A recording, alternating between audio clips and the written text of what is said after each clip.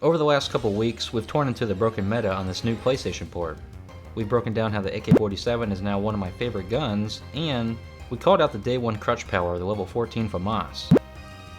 But today, we're putting the crutch guns away, and we're going to cover my absolute favorite assault rifle, my second favorite weapon in the entire history of the game, the Galil. Back in 2011 on the Nintendo Wii version, if I ever stepped out of my SMG comfort zone to run an assault rifle, I always grabbed the AUG or even the Commando.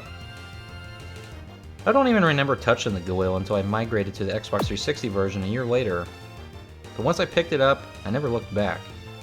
This gun is a flawless masterpiece, and even with the broken latency on these new servers, it's still an absolute beast.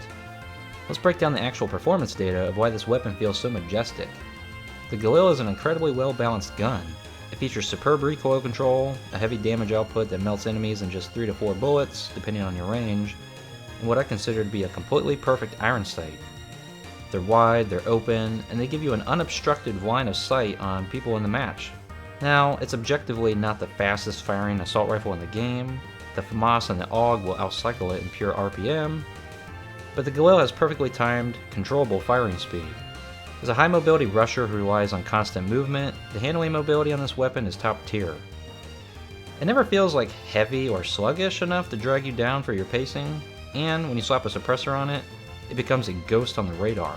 A few months back on the PS3 version, I used this exact stealth rushing setup on the map WMD to drop a clean, flawless 25 kill streak. You don't need a broken laser beam meta when a weapon flows this perfectly. The weapon economy on this gun is also incredibly forgiving. You unlock the Galil at just level 20. It's a super short wait right after the beginning of a fresh prestige cycle. While you're knocking out the first few levels, you can easily coast by using the FAMAS, the Infield, or even the M16. It's an absolute classic weapon, and while the sweaty tryhards in the modern lobbies will always mindlessly choose the FAMAS over it just to get a cheap crutch, the Galil unironically feels 10 times better to use overall.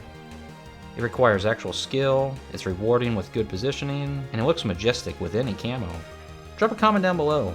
Are you a Galil loyalist, or are you one of the people screaming at me to do a review of the G11?